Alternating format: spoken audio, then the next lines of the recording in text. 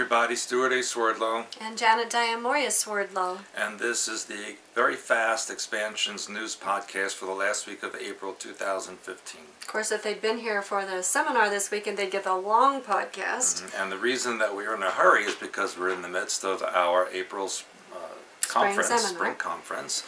And our guests are waiting for us right upstairs, and we have to hurry because we're kind of in a rush. Yeah, but anyway, so we don't have a lot of news to tell you. We just wanted to pop in, say hello. This spring seminar, Addicted to Addictions, Get Hooked on Health Instead, which is excellent. We've got great participants. That always determines, of course, the success of the seminar, in my opinion, is the participants.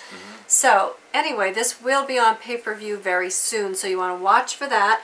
And then we will be moving the current seminar from last October, the Alien Agenda. That will be going into our Gold Member section on our video channel. And that's extremely important for you to watch. Very important information. Yeah, so you'll want to watch that. I also highly suggest the pay-per-view Animal Mind.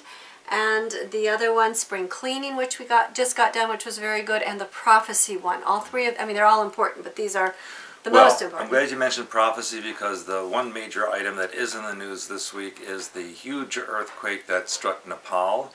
7.8, 7.9, depending on what news service that you listen to. It's killed approximately, so far, 2,500 people in Nepal and also in Tibet, Bangladesh, and India. And that's why I'm wearing my Tibet shirt in honor of that. Yesterday I wore my Nepal shirt, and today is Tibet. And if we had a conference tomorrow, I'd wear my India shirt.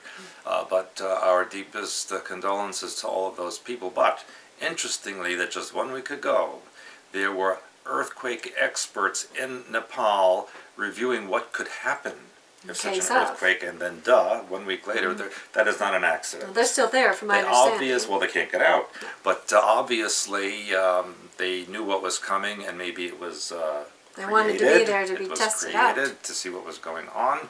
As you know, Nepal, India, Tibet all figure into the New World Religion and staged alien invasion scenario. So I'm not surprised that it happened, but it's unfortunate that so many people had to perish. Yeah. And I also want to mention again, I've been talking about this actually for a number of years about, for example, let's say Princess Kate is about ready to deliver another baby. So I've always said, well, is she really pregnant? Does she think she's pregnant? Because she's got kind of a droopy eye now that she didn't used to have. She's got this kind of droopy eye like Laura Bush used to have on her. Maybe the prince smacked her in the head. Well, let's hope not, because I don't advocate violence for women. But the reason I'm bringing this forward is you might have heard some of the latest news that's come out that says that Princess Diana had another child, which was through IVF. And, Watch your language. And apparently they're saying that the gossip is, they haven't really officially confirmed this, but this is going around in all circles now, is that before Princess Diana could marry Prince Charles, she had to go through a fertility test. So they took some of her eggs. This, to me, is an odd fertility test. They harvested some eggs, and then they took Prince Charles' sperm and fertilized it. Does he have any? And supposedly then, the eggs and this fertilized egg, which happened, was supposed to be destroyed. But the doctor apparently snuck it out and implanted it in his wife. That's odd. It's very odd. So now they're claiming that Prince William and Prince Harry have a 33-year-old sister. But of course she will not be in line to the throne, because now that they have changed it, that females can ascend to the throne. This would not take effect until, I think, it started taking effect October 28, 2011. Plus she lives in the U.S. Well, because supposedly she's running from the British. But of course you can't run anywhere. So again, what kind of story this is, will there be truth to it? We will find out. We'll find out. But at least they're telling us that. And then the next thing on my mind is, okay, if there's one fertilized egg, most likely there are more.